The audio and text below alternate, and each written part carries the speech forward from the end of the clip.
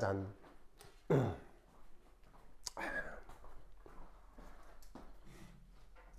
저번 시간에 이제 p 오비탈에 그 뭐냐 앵귤러 파트 등을 동원을 해가지고 실제로 입체적으로 함수를 그 뭐냐면 그 직교접촉이 어떻게 표현하는지에 대한 얘기를 했거든요.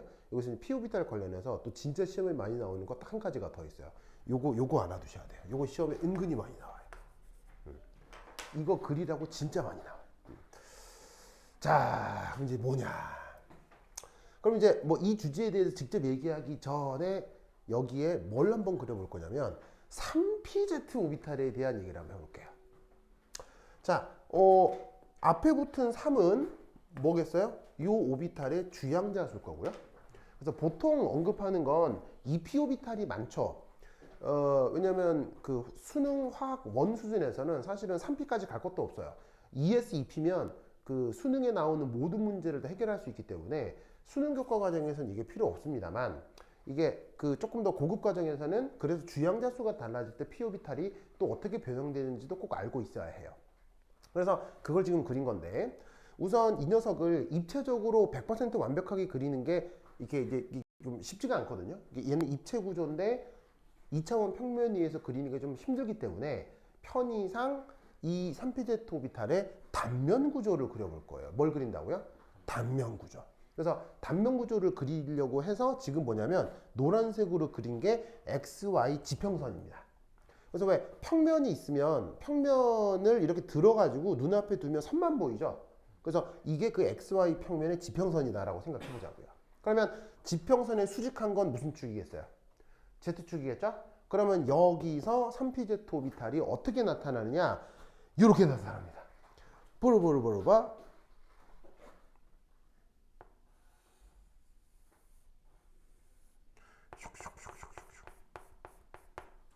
이랬다가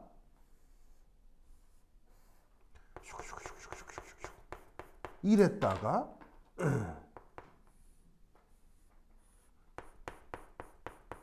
이랬다가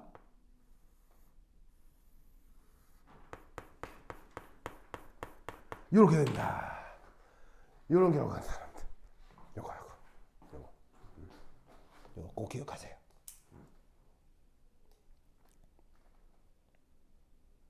이거 꼭 기억하십시오.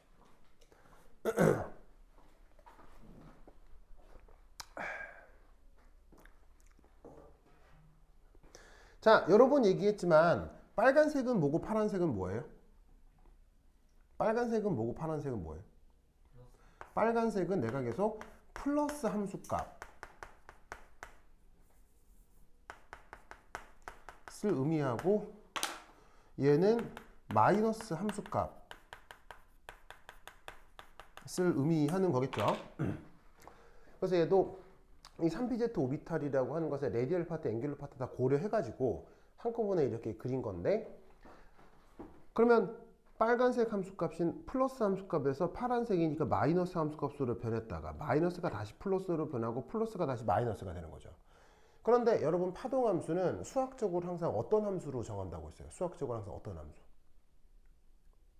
파동함수는 항상 수학적으로 어떤 함수로 파동함수를 정한다고 했어요? 바로 well-defined function으로 정한다고 했죠. well-defined function.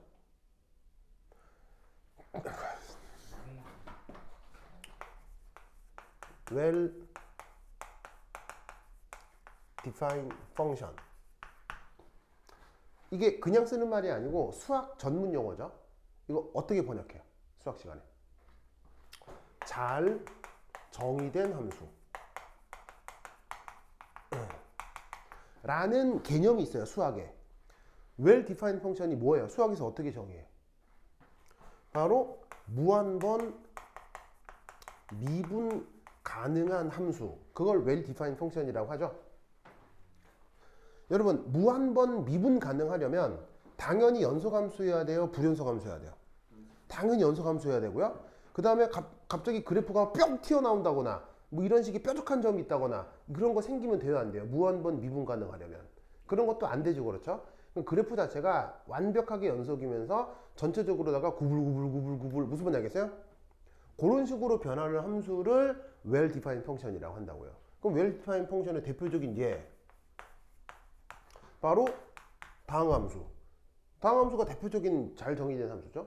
그 다음에 뭐 초월함수, 뭐 삼각함수, 뭐 이런 거 등등등이 대표적인 잘 정의된 함수라고요. 이런 걸 하면 미분하기도 편하고 적분하기도 편하고 미분 방식 구하기도 편하고 무슨 말 알겠어요? 그런 것들을 수학에서 이렇게 표현하는 건데 파동함수 역시 계산 자체가 굉장히 어렵고 힘들기 때문에 아예 시작부터 이런 요소들로만 파동함수를 구성한다 라고 약속을 한 거예요. 무슨 말 알겠죠?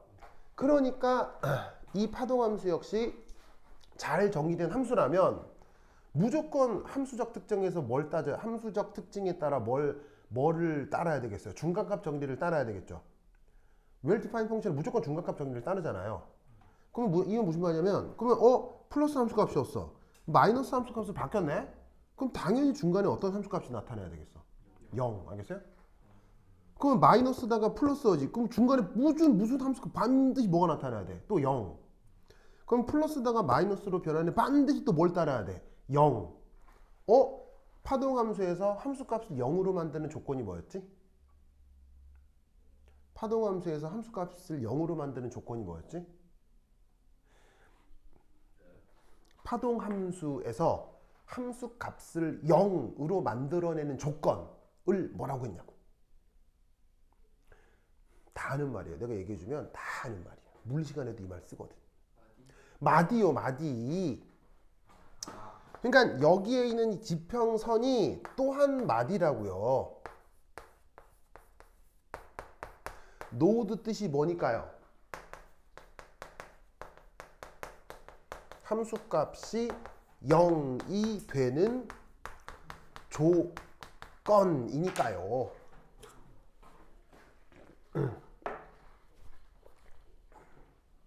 알겠죠? 그러면 지금 요 xy 지평선을 토대로도 함수값이 마이너스다가 플러스로 부호가 바뀌었잖아요.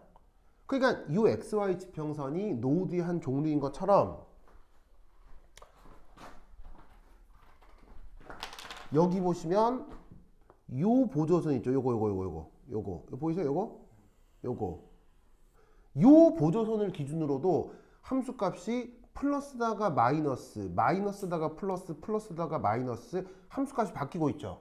그러니까 이것도 함수값이 뭐인 조건이 되는 거예요? 0인 조건이 되는 거예요. 뭔 말인지 알겠어요? 이거 역시 뭐란 얘기예요? 마디란 얘기죠.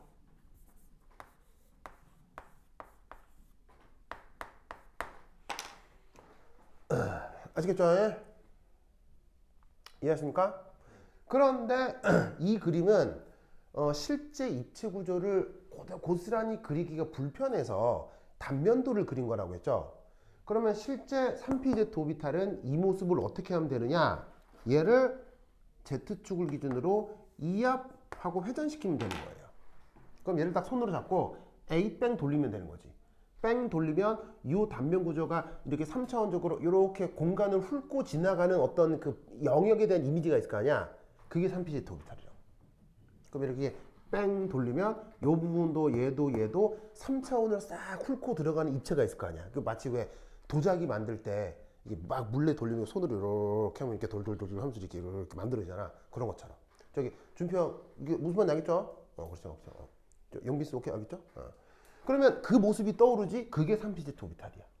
그렇다면 이때 이 지평선 역시 선이 아니라 뺑 돌리면 드디어 뭐로 바뀌겠어? SY 지평면이 될 거고. 이 노드도 지금은 원으로 그려졌잖아. 원으로 그려졌지만 뺑 돌리면 뭐가 되겠어? 구 껍질이 될 거 아니야. 뭐만 알겠어요? 알겠어요? 그렇다면 이때 이 XY 지평면은 노드 중에서도 무슨 노드가 돼? XY 지평 이제 선이 아니라 뺑 돌리면 면이 될 거 아니야. 면이 되면 얘는 노드 중에서도 무슨 노드가 돼? 무슨 노드? 그래요? 영빈씨 무슨 노드가 돼? 정답! 앵귤러 노드가 된다고요. 앵귤러 번역은 각마디라고 번역하잖아요.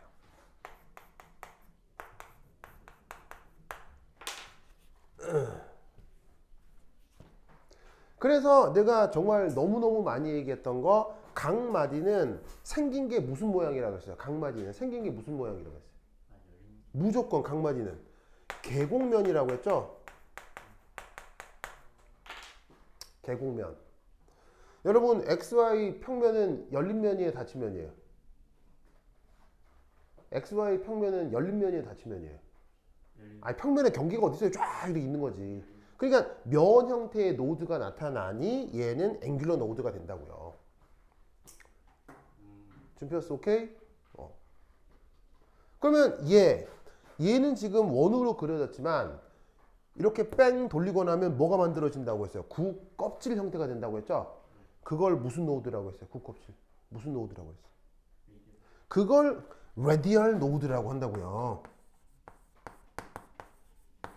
우리말 번역은? 레디얼 노드 우리말 번역은? 방사상 마디. 방사상 마디는 항상 생김이 뭐라고 했어요? 어떻게 생겼다 그랬죠? 방사상 마디는. 방사상 마디는 항상 생긴 게 구 껍질 모양이라고 했잖아요.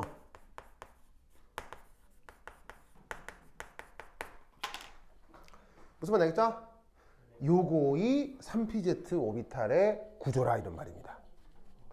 알겠죠? 그러면서 얘기했던 것 중에 하나가 앵귤러 노드, 아니 그래 다 플레이로 써.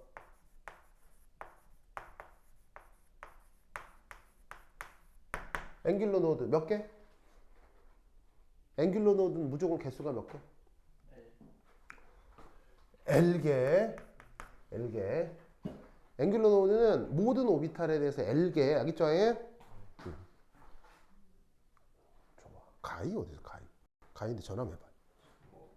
진짜로요? 영빈 가이 전화번호 알죠? 그래. 준표 가이 좋아하죠? 싫어해요? 아 그래? 그래? 그래요? 알겠습니다. 아니 여러분들 왜 가이에 대해서 이렇게 관심이 없는 거예요? 전화번호도 모르고. 그래요? 알겠어요. 알겠습니다. 그래요.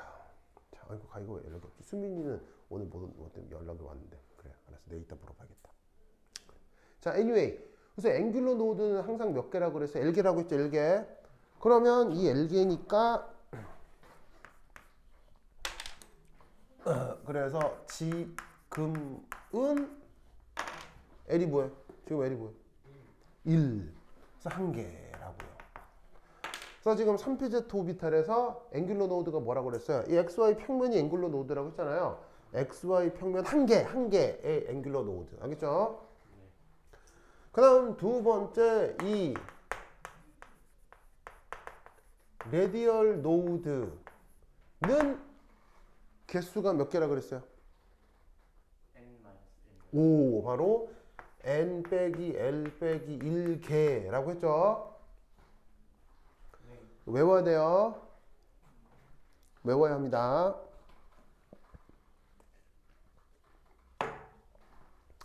외워야 됩니다. 그러면 n 빼기 l 빼기 1개를 지금 적용을 해보자고요.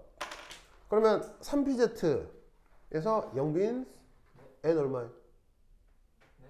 저 n 얼마예요? n 3. l은 얼마예요? 1. 그럼 몇 개?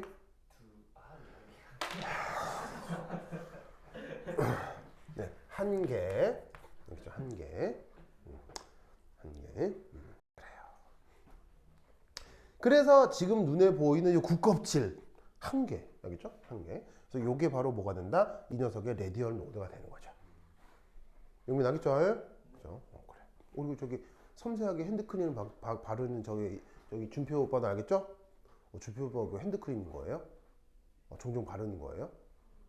그게 좋아요. 피부 관리는 중요하죠. 그래. 준표 형의 피부는 소중하니까. 그래. 좋습니다. 네. 근데 가히 전화번호를 모른다는 얘기죠.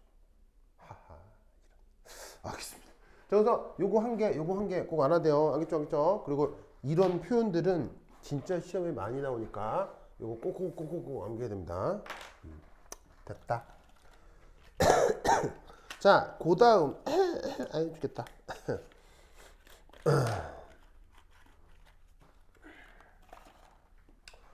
그 다음 오.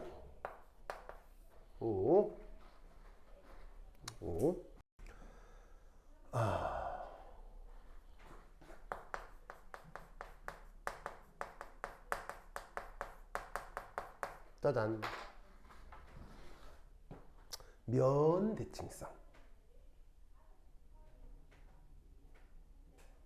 자, 이 말은 무슨 말이냐면 지금 언급하고 있는 p 오비탈은 함수 속성상 대칭면이 나타납니다.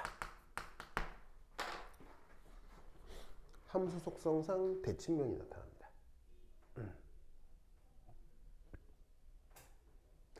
자, 뭔 말이냐면 이게 지금 3pz 오비탈이잖아요. 이게 마치 뭐 오이나 당근이라고 생각을 하고 이제 위쪽하고 아래쪽이 이제 크기는 똑같거든요. 똑같다고 했을 때 오이나 당근 같은 야채라고 생각하고 칼 가지고 요렇게 쫙 쪼갰다고 쳐봐요. 그럼 쫙 쪼갠 다음에 착 펴면 양쪽이 다르겠어요? 똑같겠어요? 똑같겠죠? 그런 걸 왜 미술 시간에 뭐라고 하잖아요. 이런 테크닉을. 데칼코마니. 무슨 말 알겠어요? 완전히 일치하겠죠? 그럴 경우 이렇게 대칭면이 나타난다. 라고 지금 얘기를 하고 있는 거예요. 그럼 이게 뭐 꼭 이것만 이러냐? 아니요. 우리가 예전에 봤던 그냥 EPZ, EP오비탈도 마찬가지예요. EP오비탈은 이제 그리기 편하니까 입체 구조적으로 그리면 이건 뭐 저번 시간 그림에도 있죠.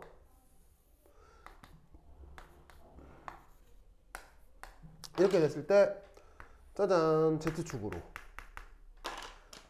짜잔 X축으로 이게 마이너스 Z축으로 이렇게 함수값 분포가 되는 게 EPZ 오비탈인데 이때는 여기가 플러스 함수값 여기가 마이너스 함수값으로 나타나는 거예요. 그래서 이렇게 표현할 수 있고 그러면 한번 물어볼게요. 자, 여기서 앵귤러 노드 있어요?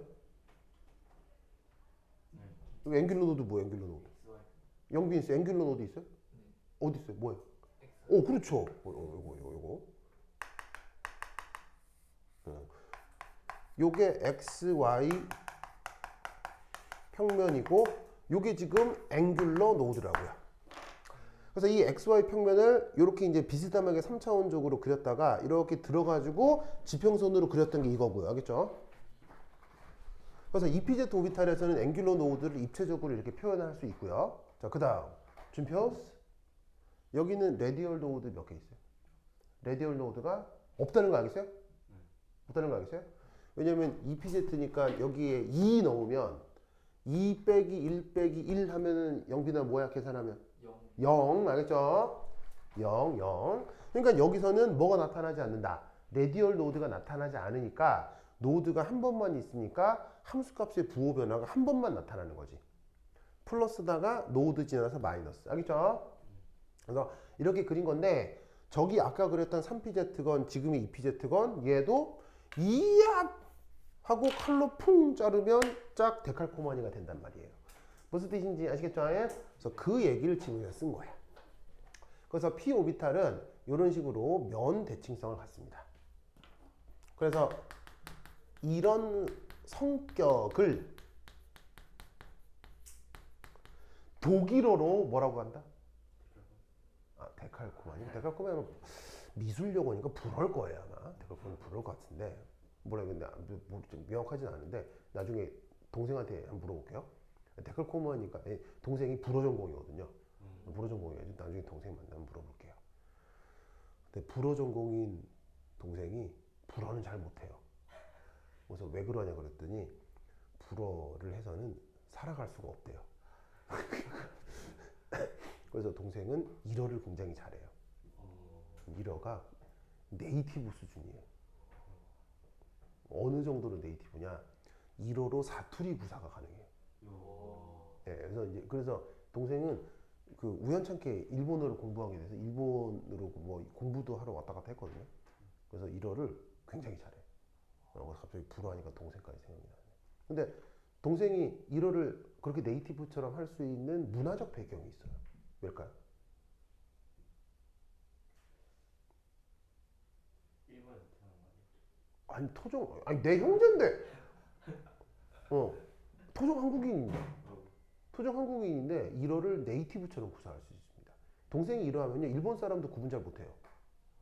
왜냐면 뭐 피부색은 일본 사람이나 한국 사람이나 비슷하잖아요. 그러니까 해버리면 동생이 일어하면 일본 사람인지 구분이 잘 안 됩니다. 그래서 동생이랑 같이 일본 가면 막 진짜 사람들이 다 오해해요. 막 진짜 그러니까 왜 사람이 외국인을 대할 때하고 내국인을 대할 때하고 이게 뭐냐면 애티튜드가 다르잖아요. 동생은 완전 내국인처럼 돼요. 뭐 이렇게 놀러 가면 주변 사람들이 그럼 왜 그렇게 일어가 네이티브가처럼 될까요? 어떤 문화적 배경 때문에? 바로 부산 사람이라서 그렇습니다. 부산 사람이라서. 여러분 부산 말하고요. 그러니까 경상도 말하고요. 일어가 억양이 똑같은 거 아세요? 똑같습니다. 표준 일어와 경상도 지역어는 이 억양이 똑같습니다. 그럼 이 말은 무슨 말이냐면 내 동생이 특별해서가 아니라 경상도 지역 사람이 일어를 배우게 되면 네이티브처럼 구사가 가능하다는 얘기입니다. 그럼 여러분 한 외국어를 네이티브처럼 구사하는 능력은 아무것도 아닌 능력입니까? 엄청난 능력입니까? 엄청난 능력이죠. 여러분들도 가능하다는 얘기입니다. 그러니까 뭐냐면 여러분들은 이공계 전공이잖아요. 그러니까 여러분 만약에 어문 전공이야. 만약에 내가 뭐 사회학과를 나왔어, 뭐 철학과를 나왔어. 이런 사람들에게 외국어 능력은 대단한 걸까요? 예를 들면 뭐 이렇게 문과라고 하죠. 문과 사람들에게 외국어 능력은 대단한 걸까요? 아니에요. 디폴트예요. 디폴트 알겠어요? 문과 사람이 외국어도 못한다? 그거 인간 구실도 못하는 거예요. 그건 알겠어요? 문과면 외국어 당연히 해야지. 내 뭔 말인지 알겠어요? 문과인데 외국어 하려면 못한다. 그건 쓸데도 없어. 그러니까 문과가 외국어를 잘하는 건 디폴트가 당연히 해야 되는 거야. 근데 이과인데 외국어를 잘해. 이거는 대단한 거예요, 아니에요? 외국어를 이과 전공인 사람이 하면 연봉이 2배가 올라갑니다. 그러니까 여러분들이 어쨌건 이공계 쪽 직업을 갖게 될 거 아니에요. 그럼 여러분들이 외국어 하나를 갖게 되면 엄청난 능력자가 되는 겁니다. 그런데 특히나 우리는 다 경상도 사람들이잖아요. 우리가 일어를 했을 경우 그 효과가 100배, 1000배가 난다는 얘기입니다. 그래서 동생은 일어를 그렇게 편하게 습득할 수 있었어요. 이게 억양이 똑같다. 이거 무슨 말인지 모르겠죠. 예를 들면 그러니까 당연히 일본은 한반도 지역에서 이게 문화가 많이 전파가 됐을 거 아니에요. 그러다 보니까 일본 지역어가 경상도 쪽이나 전라도 쪽 방언이랑 억양이 비슷한 게 많아요. 그래서 예를 들면은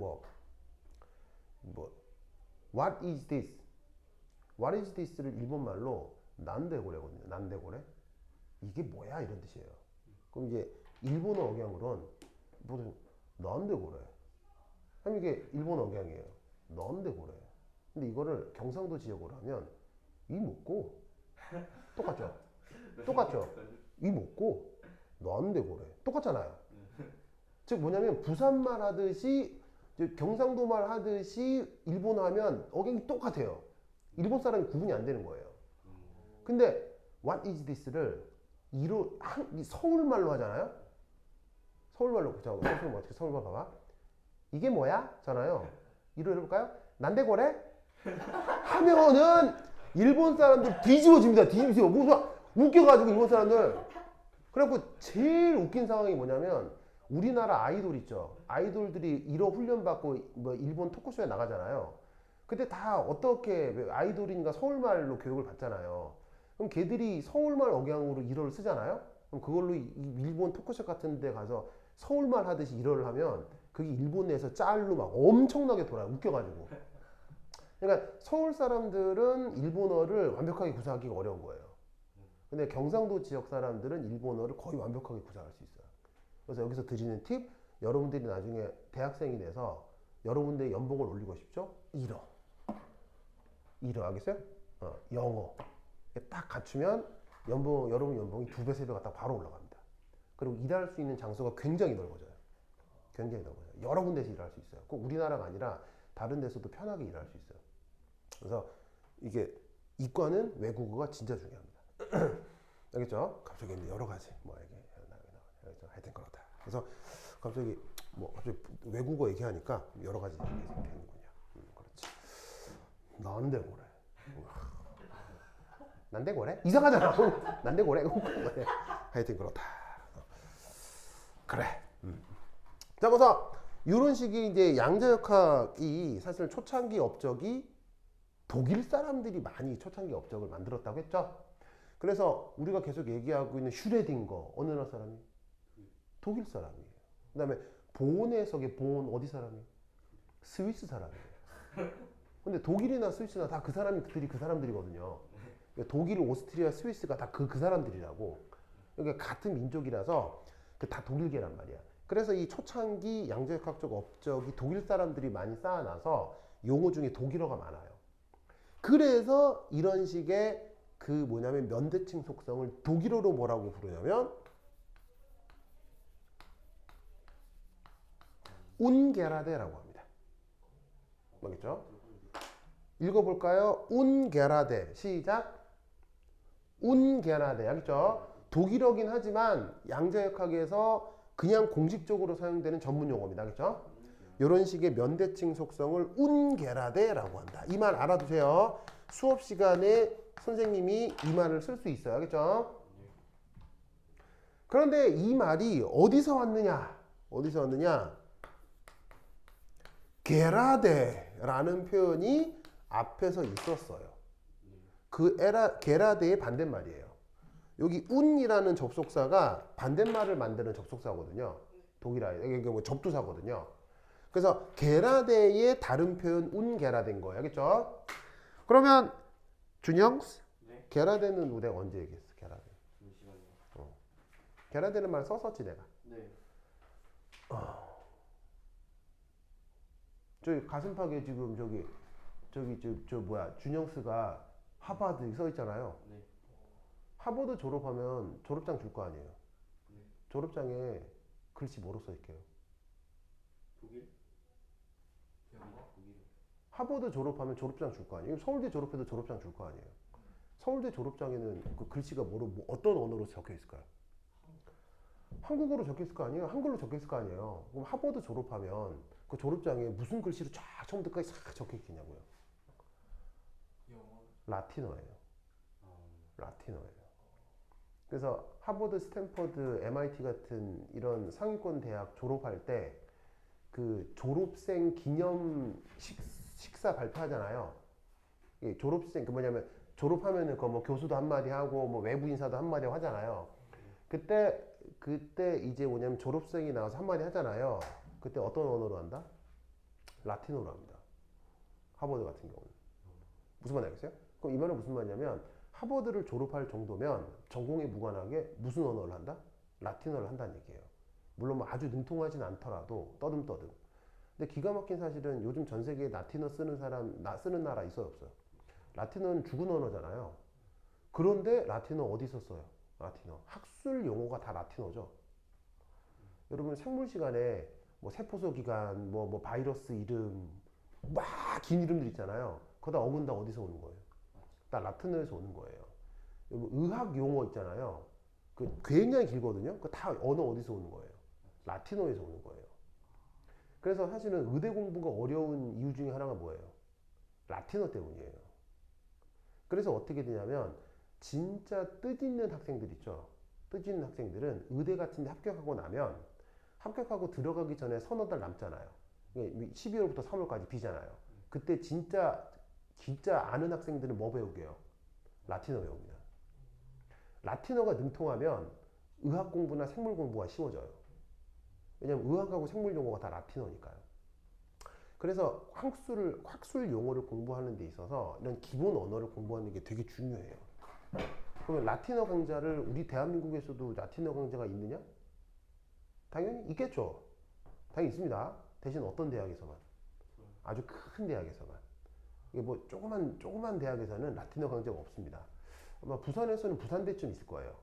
뭐 경남에서는 부산대 정도나 뭐 서울대는 뭐 연대나 서울대 정도에 가면 그 대학마다 운영하는 그 뭐냐면은 그 대학마다 운영하는 그 언어 연구소가 있어요.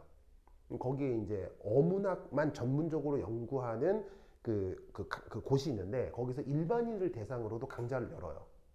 물론 수익 사업이 아니라 거기 공공 서비스 사업 같은 거라 거기 들어가면 수강생 2명, 3명 막 이렇게 이래요. 그럼 그런 데 가도 영어, 독어, 프랑스, 이탈리아 다 배울 수 있어요.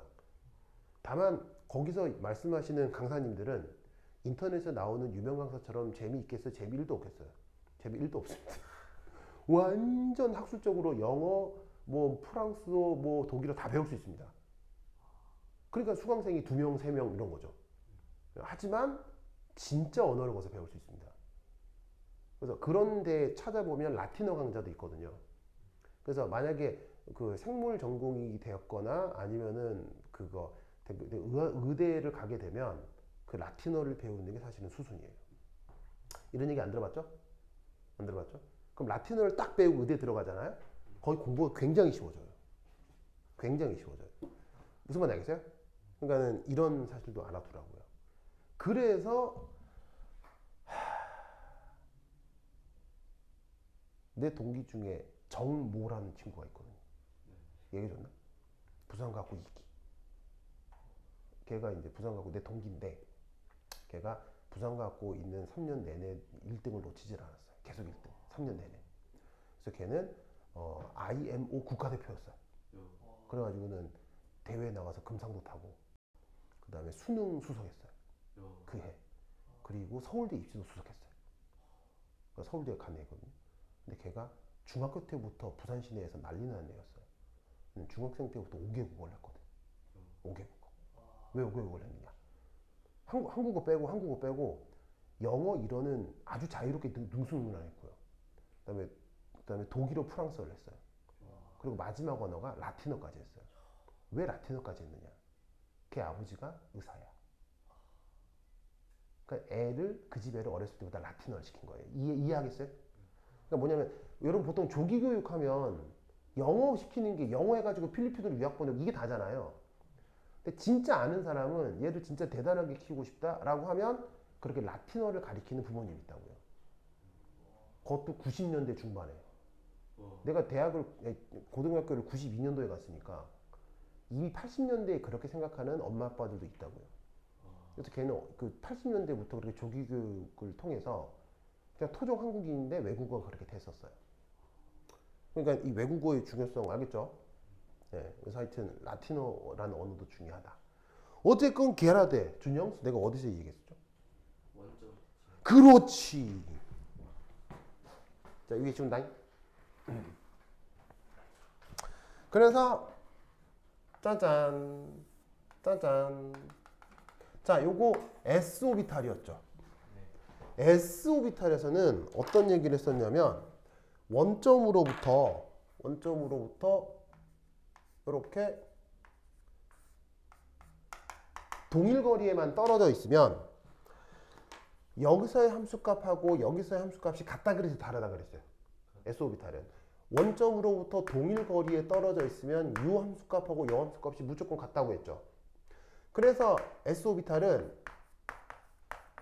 x, y, z에서의 함수값과 마이너스 x, 마이너스 y, 마이너스 z에서의 함수값이 같다 다르다?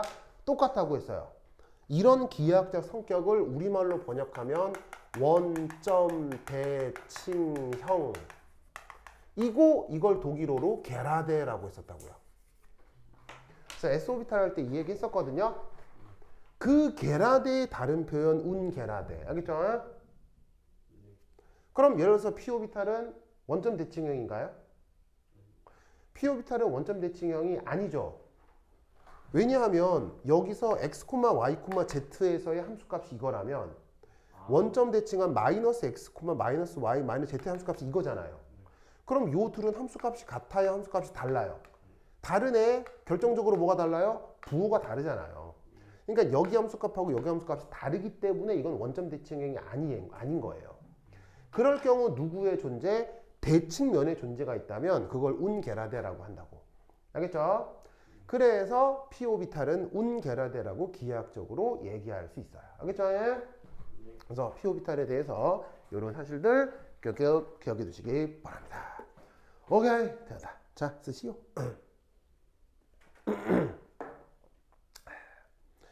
됐죠? 되게 중요하다. 그거 알아두세요. 자, 그래서 p 오비탈 됐고, 자, 그러면 p 오비탈 했으면 그 다음 뭘 해볼 거냐? d 오비탈 해보도록 하겠습니다. 자, 저 칠판에 필기 마무리하시기 바랍니다.